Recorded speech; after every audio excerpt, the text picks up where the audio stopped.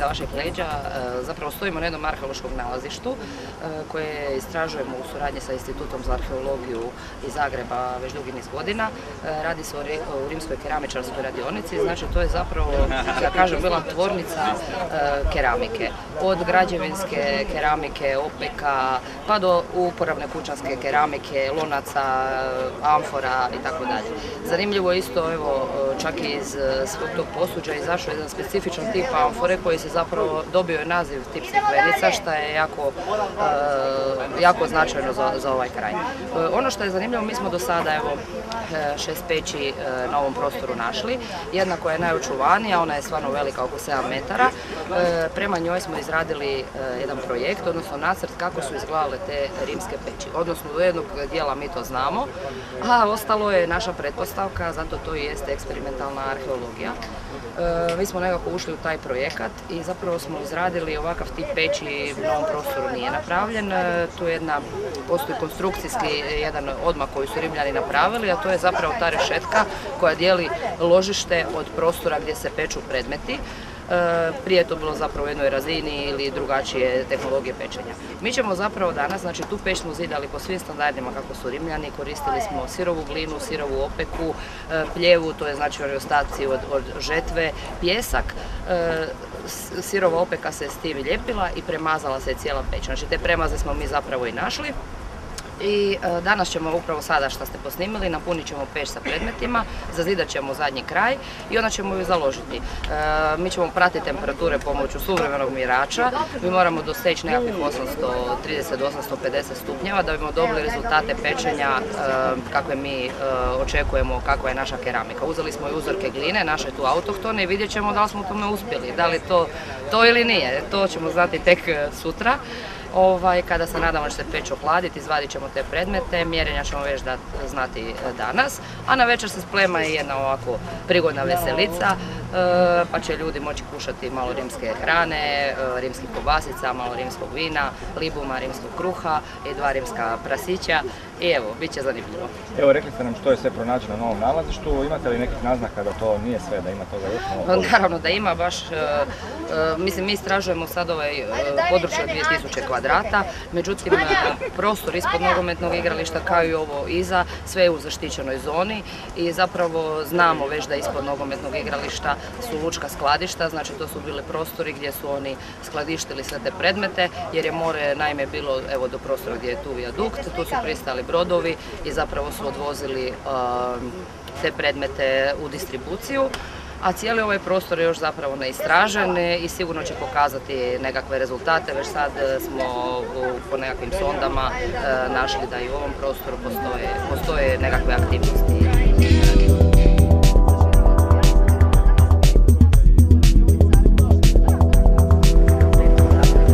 Evo, zanima me ovaj lokalitet, koliko on može biti iskorišten u svakom pogledu, pa poglavito u turističkom.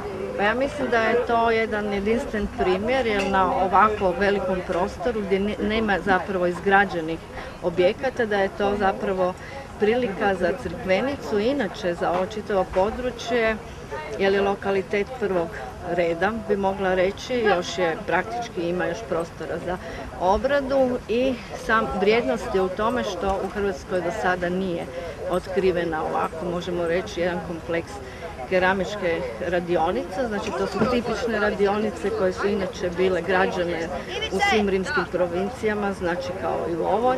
Znači one zadovoljavaju sve uvjete, znači kao i u drugim provincijama. Znači ovo je jedan lokalitet koji je tipičan primjer, studentski bi ja rekla, za gradnju uopće takve jedne radionice, odnosno izrade keramičkog posuđa, jer se nalazi uz vodu, znači to je prvi uvjet, glinište je ovdje i još nešto što je zapravo najvažnije, to je temperatura. Znači Rimljani su uvijek zapravo tražili mjesta koja su neke uvjete zadovoljavali da bi se bili iskoristivi. Znači nikad nisu išli gdje nije bilo dovoljno ležišta gline, vode, znači i bitno transport, znači ono što se proizvodilo vrlo brzo, bez nekog skupog prevoza od zapravo same izrade do do brodova, konkretno ovdje, znači uz more, znači trgovina je ovdje cijela. Znači isplatilo se u svakom slučaju i samom tom da se lokalitet kao takav je imao dovoljno zaliha, ali da se znači jedna trgovina koja je bila izuzetno organizirana u Rimskom carstvu, kao što će kolegice valjda ove koje rade, one znači na temelju analiza amfore sad će se zapravo moći ta trgovina utvrditi. Znači da su nađene na Krku, ne znam, na kojim lokalitetima, točno ćemo zapravo moći pratiti ekonomiju i trgovinu zapravo na ovom dijelu Jadrana. Kolika je vjerojatnost da je ovo nalazište zapravo veće nego što je do sada otkriveno? Pa kolika je vjerojatnost je, mislim, zbog same količine gline, a mislim da se ne bi radila baterija peći, znači jedno malo naselje, znači to je nam zapravo očito vrlo dobro smišljeno, znači unaprijed, jer se računalo vjerojatno bolje nego danas, znači nije kao Obrovac pa da se sirovina dovozi ili odvozi, znači tu je očito njihovi su geolozi i inženjeri znali neće metnuti, isplativost je bila sigurno dovoljna da se uopće napravi, nije to jedna peć, tu se znači govori o, jel obično peći svako naselje grad su imali, ali ne u ovom trgovačkom smislu. I s tim da je znači po raznolikosti uopće proizvoda, možemo reći da je to zapravo standardima odgovaralo. Se inače u tom razdoblju su se gradile inače tako. Hvala lijepa.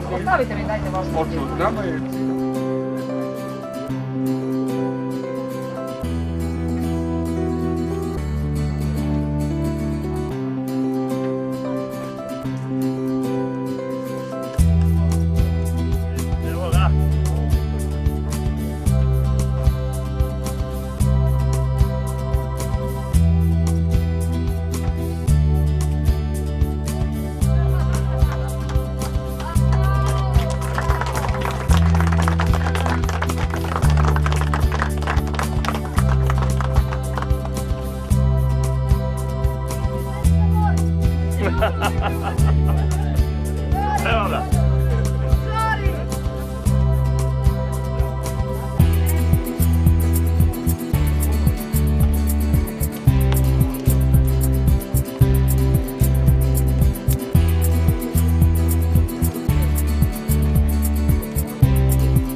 Ja sam odinam mislim malo valjda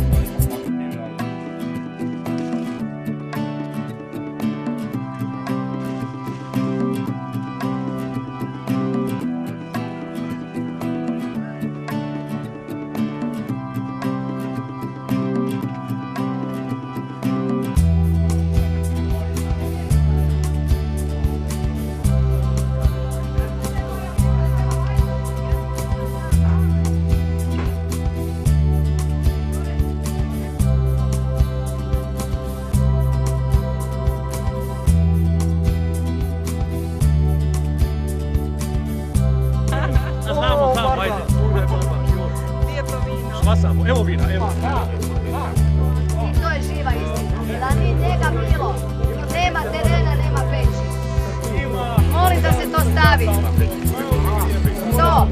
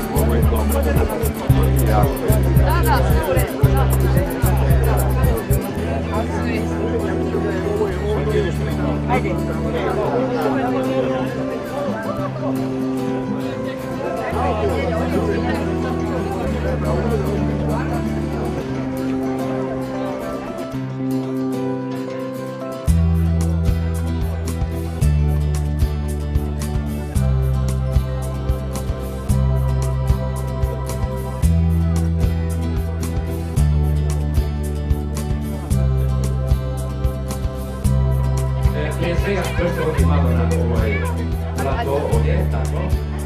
I molim vas ovako, vidite, ova osoba koja stoji kraj mene, ova šarmantna dama, je u stvari krivac za sve ovo što se, jedan od glavnih krivaca, recimo, što se događa ovdje u Crikvenici. Gospođa Goranka, ovako, prije svega, ako nemate čaše u ruci ili nešto što zaplješite možete. Možete i puškat, možete. Odlično, evo vidite, to je jedan skromni, ali ja mislim iskreni pljesak za osobu koja je stvarno puno napravila za Crikvenicu i za ove događaje ovdje. Gospođa Goranka, objasnite nama, malo ovako lajcima, nekoliko riječi o toj famoznoj peći. Recite. Ama gori! Ona gori! Gori uši vide tu, recite mi. A čada vam velim o toj peći, vidite, sve crno dimi iz nje, majko mila, će se sve spaliti. Ništa, ovako, sretni smo, presretni, da smo imali priliku ju zapaliti, da vidimo čače u njoj izgoriti. Tu su predmeti iz gline koje su radili klinci iz osnovne škole, iz vrtića, arheolozi, keramičari, ma svi ki su čeli nešto napraviti su napravili. I sad ćemo vidjeti imali smo li mi pameti i mudrosti kada smo to išli crtati i evo realizirati. Odlično, Goranka. Dakle, ovi predmeti se već nalaze unutra. Ma da. Kada će se peći? Ma oni se peku već od 4 sata. Koliko se trebaju peći? Peći ćemo ih 8 sata. Znači još koliko? Još jedno? A ne znam, još jedno 2-3 sata sigurno. Kako ćemo ih izvaditi? A razbit ćemo od traga zid. Zid razbiti? Razbiti zid i izvaditi van. Onda opet moramo napraviti. A i onda opet moramo zidati zid. Nema nam druge. Kam želimo, ovo je dosta zahtjevna stvar ćemo reći. A pa kad su tako Rimljani različiti... Mislite da su oni tako stvarno radili? Pa ja vjerujem da jesu. Ako ništa, sad ćemo provjeriti da li jesu tako. Odlično. Šta mislite, da li bi se možda neko moglo zaposliti ovdje da radi ovaj zid? Možda ćemo napraviti neko dobro. Ma treba tu zaposliti keramičara, lončara, pečara. Da, imamo lončarića puno u srcu. Pa evo lončarići svi, a čekajte, ne samo lončarići. Evo i tu je, gdje je lončarička? Evo selca! Ali vi tu imate i selo lončare. Tako je, a šta mislite, zašto se zovu lončari? Znate, vide, tradicija do prije, evo i tu je profesor Barbarić koji to zna bolje od mene, selo Lončari koji su do prije 70 godina još uvijek održavali tradiciju lokalne keramike. Nažalost, u Etnografskom muzeju su mi rekli da više ne postoji niti jedan. Ima par predmeta koji se čuvaju i u njima je jedna specifičnost. Oni su ostavljali znak prsta na dnu kada bi izradili taj predmet. I to je nešto što obilježava recimo keramiku ovog crikveničkog kraja. To je bio zaštitni znak. Žig. To je praktički bio žig. Evo, profesor Barbarić ima još 3 ili 4 predmeta u Etnografskom muzeju i obećano je da će replike ili originali doći u Crikvenicu. Je? Odlično, jedan lijepi pljesak. Nadam se da neće to biti samo običajno, da će se ostvariti. Ma neće biti običajno, treba samo malo papirologije, administracije i to će sve doći ovdje. Recite nam, gospođo Goranka, šta mislite, ima to kakve veze sa, recimo, plasiranjem naših interesantnih stvari u svijet, odnosno, jesmo se usudio reći malo turističko znači? Ma gledajte, ja ću vam ovako reći, ajmo ovako reći. Ova peć je značajna i zanimljiva zato što je prva replika rimske peći koja je izgrađena i koja je zapaljena i sada u funkciji. Dakle, nitko još nije napravio izvornu repliku rimske peći nego evo Crikvenica. O tome pljesak Crikvenici. Bravo. Odlično, dakle, ipak smo prvi u nečemu, je li tako? Apsolutno. Apsolutno prvi. A htjela bih ovako reći, gledajte, vrijednost ove peći u u tome što se u njoj doista mogu peći i predmeti koji mogu poslužiti u turizmu. To je ono što je specifično. Znači, to je izravni kontakt između arheologije i između krajnjeg korisnika, to je posjetitelj. I to me danas samo reći, to teži nekako suvremeno društvo.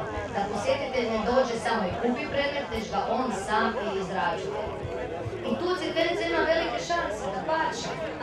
Odlično, Goranka. Evo, molim vas da se zahvalimo Goranki s jednim lijepim pljeskom. Nećemo plesti. A ovako, ja bi sad iskoristila priliku jer vidim tu puno domaćih ljudi i puno gostiju. Važno je reći jednu stvar. U ovih 5-6 godina koliko mi ovdje radimo, koliko se motamo, bez Crikvenčana koji su nam pomagali, a ima vas ovdje u jako velikom broju, ova peć ne bi bila izgrađena. To je prvo. Bez razumijevanja moramo sad malo politike. Ej, vlast, bivša, sadašnja, buduća, morate nam pomagati. To je ono što je važno. Svi studenti crikvenički koji su ovdje krvavo zaradili svoje novce, nisu se kupali po ljetu, nego su ovdje na terenu na 50 stupnjeva kopali. Njima hvala, a cijela peć je izgrađena zahvaljujući razumijevanju, odnosno jednom intrigantnom potezu naših prijatelja iz Krapine. Gospodin Mužek je glavni i odgovorni realizator ove peći. I ja mu se osobno zahvaljujem i u ime svoje instituta za arheologiju, ali u ime Muzeja grada Crikvenice. I molit ću ravnateljicu Muzeja grada Crikvenice, Irenu Jurić. Vidimo Irenu. Ala Irena Simo. Irena! Imala je hrabrosti započeti projekt eksperimentalna arheologija. Kada su svi sumnjali da mi još nešto možemo napraviti, Irena je rekla, ajde, idemo u projekt da Crikvenica zapali. I moram reći, i Ministarstvo kulture je bilo skeptično za ove projekte, ali je vjerovalo u Crikvenicu, čak nas je podržalo. Dakle, Irena, hvala u ime Instituta za arheologiju što ste nam omogućili, a sad ću se rasplakati, da svoju znanstvenu želju zadovoljimo u ovakvom obliku koji je ujedno i turistički proizvod. Stvarno, hvala na ovoj mogućnosti. A i Mužek, vama hvala. Simon! Dođite, gospodin Mužek, moramo vas svi vidjeti. Evo da vidimo i gospodina Mužeka. Evo predsjednik gradskog vijeća grada Krapine. Jedan lijepi pljesak molim vas za gospodina Mužeka. Irena, dođi Irena. Ajde, vi ćete jedan lijepi par. Dođi. Mi smo bili lijepi par. Gospodin Mužek, recite nekoliko riječi o ovim divnim ljudima. Ovako kad sam čuo za tu ideju, Irena se javila, onda sam najprije rekao, ove žene su lude. Ali idem dole u Crkvenicu, idemo im to napraviti. Kako mislite idemo to napraviti? Šta peć mislite? I napravili smo, ložimo, idemo im to napraviti. Odlično. Evo, gospodin Mužek, šta vam reći? Evo, sad ste vidjeli ko je ta osoba, je da taj gospodin, i jedan lijepi pljesak za ovaj trio. Hvala vam puno. Ja ću još dodati, Irena, da, hvala Goranka, mi ćemo se još Da nema Darka Pavlića, ni ovi prasci rimski ne bi ovako izgledali, Darko. Jedan je spečen od početka v medu, a drugi samo na kraju. I oba su odlična. I oba su nestala. Kako god okrenete, oba su odlična. Nema, prasac rimski je najbolji na svijetu. Oba su pala. Oba su pala. Darko, hvala vam za rimske prasce, jer ovo su prave stvari. Jesu, hoćete ići dok ima. Idemo još isti. Čekajte. A sad se svi okrenite prema peći i tamo je jedan čovjek, vrlo dragi, ki se zove Nediljko Vidović. Nediljko! Ovako, njega uopće cijelo večer nismo spominjali jer je normalno da nam je Nediljko uvijek tu. Nediljko Vidoviću, da te vidimo. Evo Nediljka, bravo Nediljko! Nediljko, hvala ti! Kad smo gradili ovu peć, Mužek, Irena i ja smo stajali ovdje, dođe Nediljko, ki nam je zaslužan za sve ovo, i kaže on, ma sutra ću ja sagraditi jednu ovakovu malu. I za 3 dana u Triblju, u restoranu Kobac je niknula prava rimska mala peć. Kad smo mi isprobali sve tehnike moguće da bi mogli zapaliti ovu peć, Nediljko je sam sagradio pravu prvu repliku te peći. Nediljko, hvala ti, ča si sve ovo gradio, ča si s nama danima ovdje nosio drva i znojio se i mučio. Vidimo se iduće godine ponovo na ovoj peći.